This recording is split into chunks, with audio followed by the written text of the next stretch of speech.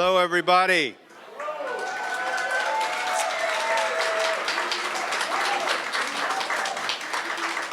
Man, do you all warm my heart. I'm Glenn. Well, you can all say, hi, Glenn. Oh. I can't tell you how grateful I am, how humbled I am that you all are here and that we all are fighting together, shoulder to shoulder. We're usually doing it virtually or figuratively, and now we're doing it literally. And we did it last year, and I am so thrilled to see many of you back from last year, and we're going to do it next year, and next year we're going to celebrate the indictments.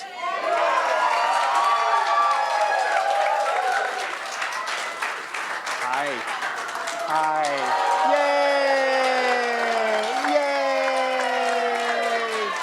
Yay! Tell us about the indictments, Grandpa. Yay!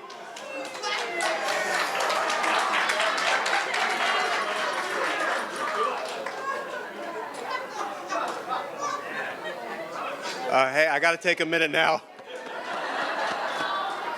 That is our beloved Paz Laura.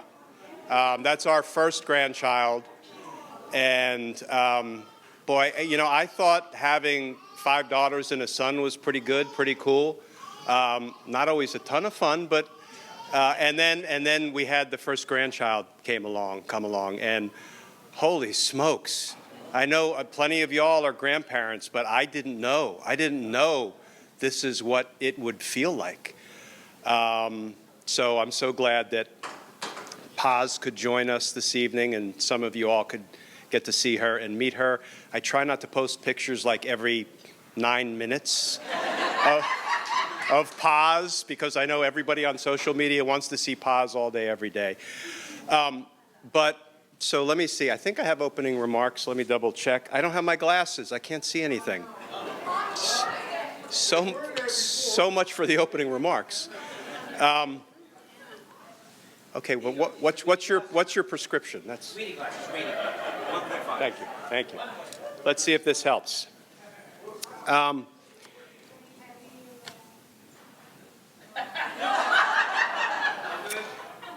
Okay. Welcome. All right, I can't see that, so I'm going to riff. I'm just going to riff. I don't. Freak. This is Freak. Thank you, Freak. That's his F-R-E-E-K. That's his name. And we have folks who have come from literally all over the world. Not only all over the country. We had Amy and Kent who came in from Oregon, and it took them 30 hours because of delays. Yeah. So, oh, that's great. Thank you. I feel like I look like one of the Golden Girls. Okay, what did I want to say? I think this is great timing, right? How long have we been waiting? How long have we been waiting for a little bit of accountability, for a little bit of justice? And let me just say, I didn't mean to get started already, but let me just say, I want to save this for the end, but you know, I thought we were dealing with some of the most monumental crimes against the United States and her people, right? Treason and everything, inciting an insurrection, seditious conspiracy, obstructing an official proceeding, conspiracy to defraud and commit offenses against the United States, and on and on and on. And now, this week,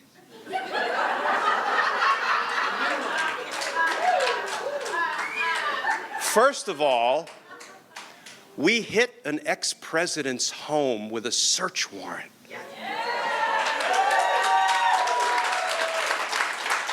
And when that search warrant was unsealed, one of the crimes for which they had probable cause to believe Donald Trump had evidence right now on his property at Mar-a-Lago falls under the Espionage Act.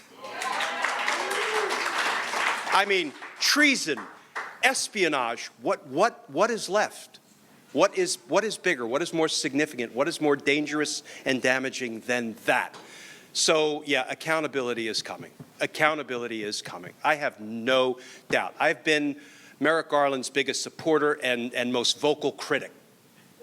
And I try to balance frustration with hope every day. But what I know is that we're going to get there because Merrick Garland is a good man, and the people at the Department of Justice are great, dedicated public servants. I worked with them for decades, and I wish I was back there working with them now.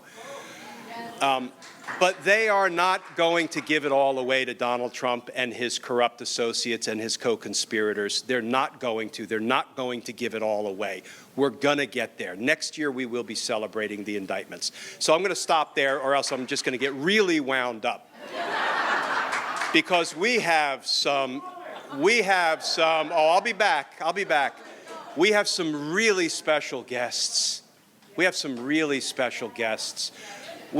some great legal analysts, some great former federal prosecutors. We have some American heroes. I don't use that term cavalierly.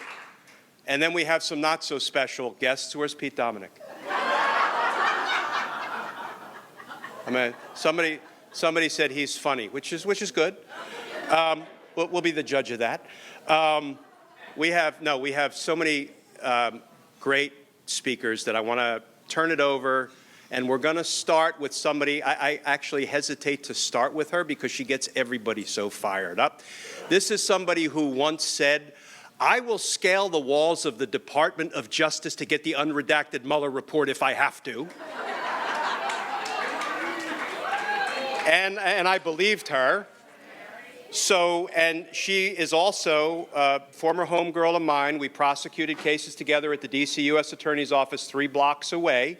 And she prosecuted sex offense cases. She prosecuted civil rights cases. She prosecuted excessive force cases.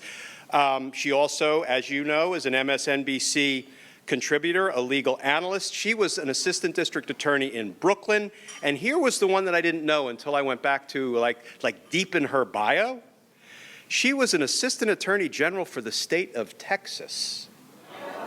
So I don't know if she was Greg Abbott's kind of person.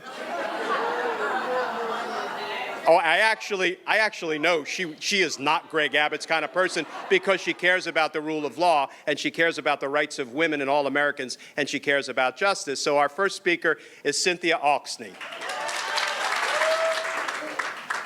What a difference a year makes, huh? So not going to talk on the podium. So what an amazing year. I have to say, I was glad to hear that Glenn thought he was the biggest person criticizing Garland. I thought I was, and I'm glad someone else has taken that. And I, too, had that issue with balancing. But I'm pretty excited this week, I have to say.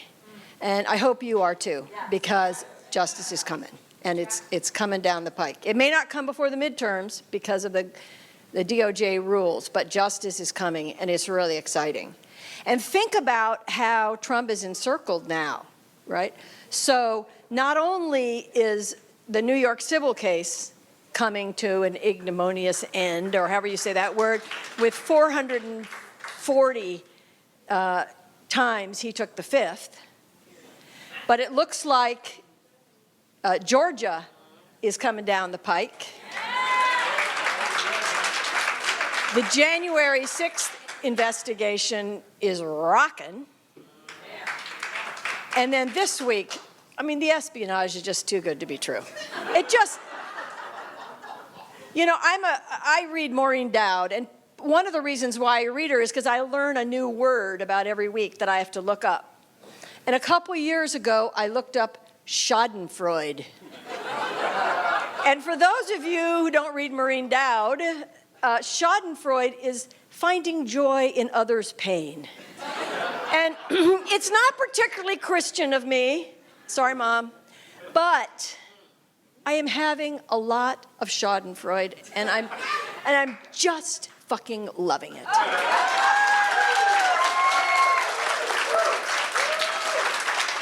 And one of the reasons I'm having, it's not just the espionage, okay? Nothing surprises me with this guy. It's the obstruction. So let me just pretend I'm Glenn for a minute and put my glasses on and read you a statute. You know how he does that all the time. Okay, so I brought the statute because I want to be like Glenn when I grow up.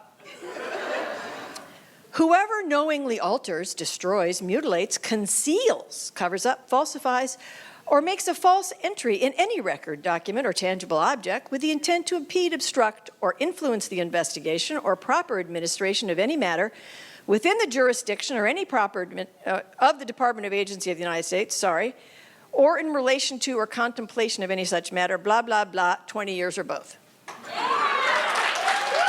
Now, the reason why that gives me the unchristian schadenfreude is there is no way you can make probable cause on that warrant unless there's a rat. And the fact that Donald Trump has set up an organization which is essentially modeled after the Queen's Mafia, and now he has a rat, and he's sitting somewhere eating hamburgers trying to figure out who it is, brings me great joy. And Hunter Buck says he's accusing the wrong people. And that's making his organization even a bigger mess and making people more likely to talk. And it just brings me joy. So, the next thing I want to talk about in the encircling is January 6th. And here's what I want to say to you. I believe there is a symbiotic relationship between you and us and the January 6th committee and the Congress people, and that symbiotic relationship, that energy, that devotion to justice has created a momentum which has made a huge difference. And I believe that's made a difference, and it's given the career people at Justice the help and the strength that they need to continue to move through the Justice Department. And as much as I think Garland is a wonderful person, he is a cautious person. And this energy and symbiotic relationship is important, and you should be proud of it. You should be proud that you're willing to come here and that you're willing to give up and that you're willing to call your congressperson, and it makes a difference. So my plea to you is to continue that, because there is a lot of work to do in the next year before the next time we all meet together. And you are part of it. And without you, it will fizzle. And with that, let's talk about what needs to happen in the next year. One of the things that needs to happen is you need to continue pressing, press. You need to watch the hearings because they all follow the ratings. You need to write your congressperson, even if they're a right-wing nut, and tell them that it's important to you. And you need to be involved in the midterms. Because think about this now. In the last couple of years, in sort of all our political lifetimes, every first-term president has lost about 40 seats, with the exception of Bush, and that was after 9/11. We cannot afford to lose 40 seats. And at the beginning of the summer, we were fixing to do it. And now we're not. Now we're not. Now there is a roll. Biden is on a roll, even though 70% of the country thinks we're going in the wrong direction. Still, things are getting, just the generic ballot is now even. And while we probably cannot get the House and hold the House, and there are a lot of ramifications for that, we can dramatically limit the number of seats that we lose. We were fixing to lose 50, maybe we'll lose 5. If everybody gets involved, and we're going to hold the Senate. So my plea to you tonight is to, even though when you hear 70% of the people think it's in the wrong track, ignore it. Ignore it. And go to maybe Larry Sabato's website. He's got this website, whatever it's called, I can't remember, Crystal Ball or something. Or go to Real Cool Politics, or go to whatever website you can think of. Pick a race and jump in. And, you know, you can go walk precincts for Abby, whatever her name is, in Virginia 7. Spanberger. She needs help. We have to win that race. Glenn's not running. You can't go walk for Glenn. He should be running. Where is he? He should be running, but he's not. What's her name? Titus in Nevada. She's got to, we need that race. I mean, there's 5 or 6 really important House races. Just pick one.